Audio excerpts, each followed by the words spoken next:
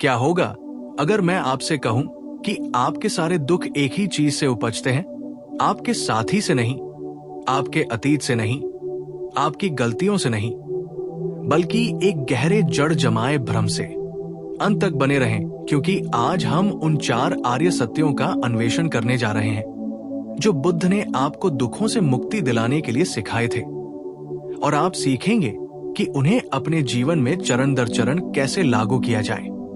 कुछ ही मिनटों में आप समझ जाएंगे कि जीवन दुख क्यों देता है, हम उन पैटर्न को क्यों दोहराते हैं जो हमें नुकसान पहुंचाते हैं, और सबसे महत्वपूर्ण बात, आत्म धोखे या हार मानने में पड़े बिना उस चक्र से कैसे बाहर निकला जाए। हो सकता है कि हाल ही में आपने एक ऐसा खालीपन महसूस किया हो जिसे आप समझा नहीं सकते।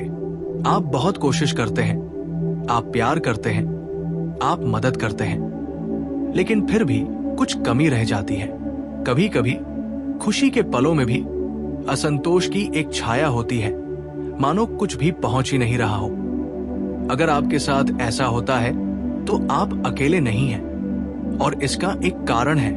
बुद्ध ने 2500 साल से भी पहले यही भावना देखी थी, और उन्होंने जो सिखाया वो कोई सिद्धांत या आज्ञा नहीं थी, बल्कि दुख पर विजय पाने का एक आंतरिक दिशा सूचक था। उन्होंने उस दिशा सूचक को 4 आर्य सत्य कहा। आइए उनमें से प्रत्येक का अन्वेषण करें ताकि आप समझ सके कि दुख कहां से आता है। पहला सत्य, दुख का सत्य, ये निराशावाद नहीं बल्कि करुणामय यथार्थवाद है। बुद्ध ने ये नहीं कहा कि जीना केवल दुख है। उन्होंने कहा कि अगर हम जीवन के स्वरूप को नहीं समझते तो हम दुख भोगते हैं। हम तब दुख भोगते हैं जब हम अपनी प्रिय चीज खो देते हैं, जब हमें वो नहीं मिलता जो हम चाहते हैं, जब हमारे पास वो होता है जो हम नहीं चाहते, जब हम बूढ़े हो जाते हैं, बीमार पड़ जाते हैं या मर जाते हैं। ये सब जीवित रहने का एक हिस्सा है, लेकिन ये तब और भी ज्यादा दुख देता है जब हम मानते हैं कि ऐसा नहीं होना चाहिए। कल्पना कीजिए कि आप एक नया मोबाइल फोन खरीदते हैं। आपको वो बहुत पसंद आता है, आप उसकी देखभाल करते हैं, आप उसे हर जगह अपने साथ ले जाते हैं, लेकिन एक दिन वो गिरकर टूट जाता है। क्या होता है? आपको उस चीज की वजह से नहीं, बल्कि उससे आपके लगाव की वजह से दुख होता है।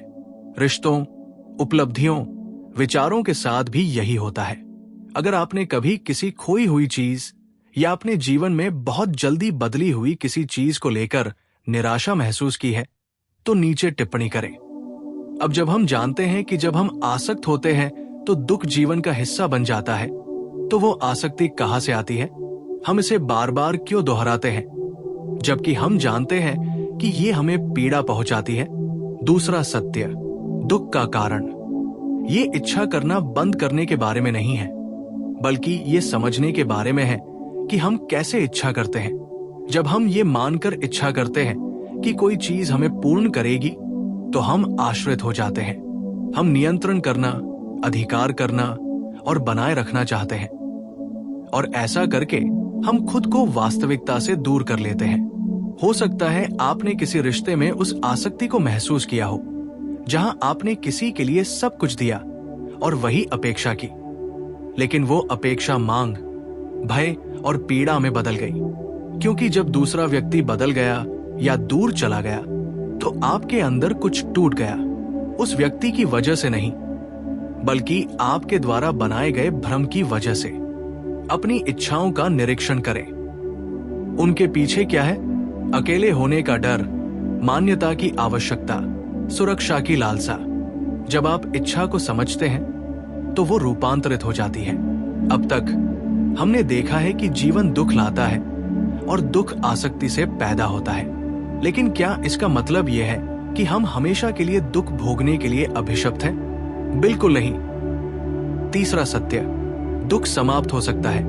ये एक शक्तिशाली वचन है। बुद्ध ने कहा था कि अगर हम इच्छाओं को समझें और उन्हें त्याग दें तो हम आंतरिक शांति की एक ऐसी अवस्था प्राप्त कर सकते हैं जो बाहरी चीजों पर निर्भर नहीं करती।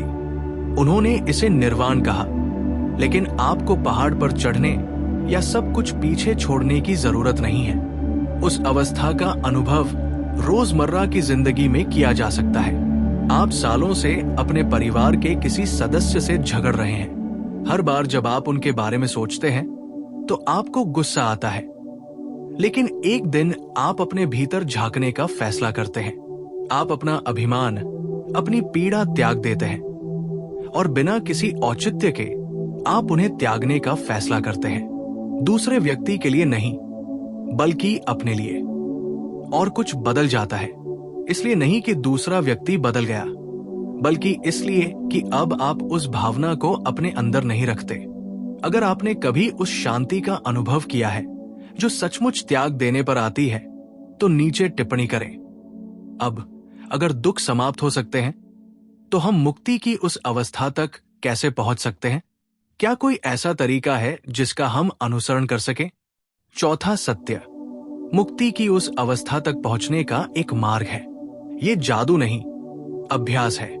बुद्ध ने इसे आर्य अष्टांगिक मार्ग कहा था।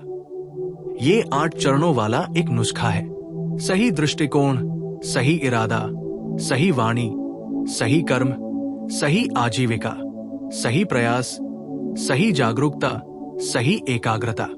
लेकिन ये कोई कठोर मार्ग नहीं है, ये लचीला और अनुकूलनीय है। इसे इस तरह डिजाइन किया गया है कि कोई भी व्यक्ति किसी भी संदर्भ में अधिक जागरूक जीवन की ओर बढ़ सके। आइए इसे एक सरल उदाहरण से देखें। आप काम पर हैं और आपका बॉस आपकी अनुचित आलोचना करता है। आपका पहला आवेग गुस्से से प्रतिक्रिया देने का होता है, लेकिन अगर आप सही दृष्टिकोण अपनाते हैं तो आप देखते हैं कि आलोचना आपकी योग्यता को परिभाषित नहीं करती। अगर आप सही इरादा अपनाते हैं तो आप शांति से प्रतिक्रिया देना चुनते हैं। अगर आप अपनी वाणी पर संयम रखते हैं तो आप अपमान नहीं करते।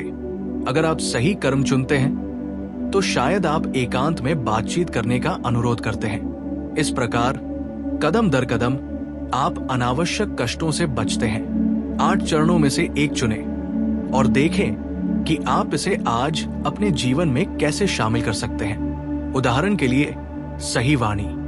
आप अपनी अभिव्यक्ति को अधिक सत्य और कम निर्णय के साथ कैसे व्यक्त कर सकते हैं? ये 4 सत्य सिद्धांत नहीं है, ये एक नक्शा है, एक सिद्ध मार्ग जो जीवन को बदल देता है। लेकिन इनके काम करने के लिए आपको ये सिर्फ उन्हें समझने से कहीं ज्यादा है। आपको उन्हें अपने रोजमर्रा के जीवन में ढालना होगा। और यहीं पर कई लोग अटक जाते हैं क्योंकि वे आंतरिक बदलाव के बिना परिणाम चाहते हैं। लेकिन जागरूकता के बिना मुक्ति नहीं मिलती, अभ्यास के बिना शांति नहीं मिलती। मैं आपको एक निजी बात बताना चाहता हूं। एक बार मुझे एक दर्दनाक क्षति का सामना करना पड़ा। जिसे मैं बहुत प्यार करता था, वो मेरे जीवन से चला गया। हफ्तों तक मैंने विरोध किया, मैंने खुद को दोषी ठहराया, मैंने उसे दोषी ठहराया, मैंने समझने की कोशिश की कि मैंने क्या गलत किया। लेकिन सब कुछ बदल गया जब मैंने बुद्ध के इन 4 आर्य सत्यों को याद किया। तो मैंने देखा कि दर्द आसक्ति से था, न कि कर्म से। मैंने देखा कि मैं बेकाबू को नियंत्रित करने की कोशिश कर रहा था और अपने अंदर की किसी चीज को छोड़ देने से वो मुक्त हो गया। ये रातों रात नहीं हुआ, लेकिन ये वास्तविक था। और तब से मैं इन शिक्षाओं को एक मार्गदर्शक के रूप में लेकर चल रहा हूं।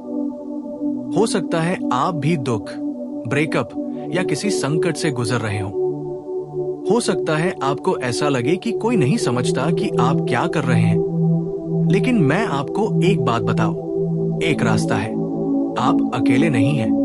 और ये मार्ग वो प्रकाश हो सकता है जिसकी आपको तलाश है। याद रखें, जब हम आसक्ति से चिपके रहते हैं तो जीवन दुख लाता है। दुख अचेतन इच्छा से उत्पन्न होता है। दुख से मुक्ति संभव है। इसे प्राप्त करने का एक मार्ग है। ये सत्य सिद्धांत नहीं, बल्कि मानचित्र है।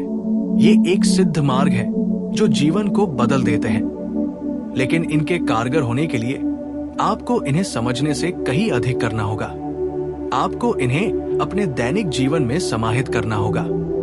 और यहीं पर कई लोग रुक जाते हैं क्योंकि वे आंतरिक परिवर्तन के बिना परिणाम चाहते हैं। लेकिन जागरूकता के बिना मुक्ति नहीं है, अभ्यास के बिना शांति नहीं है। अगर इस वीडियो ने आपकी मदद की है तो चैनल को सब्सक्राइब करें, इसे किसी ऐसे व्यक्ति के साथ साझा करें जो कठिन समय से गुजर रहा है। और अगर आप सीखना जारी रखना चाहते हैं तो मैं चैनल के अन्य वीडियो देखने की सलाह देता हूं। इस समुदाय का हिस्सा बने जो आध्यात्मिक रूप से विकसित होना और खुशी पाना चाहता है, क्योंकि आप बिना आसक्ति के प्रेम कर सकते हैं, आप बिना अपराध बोध के जी सकते हैं और आप अराजकता के बीच भी शांति पा सकते हैं। अगली बार मिलते हैं।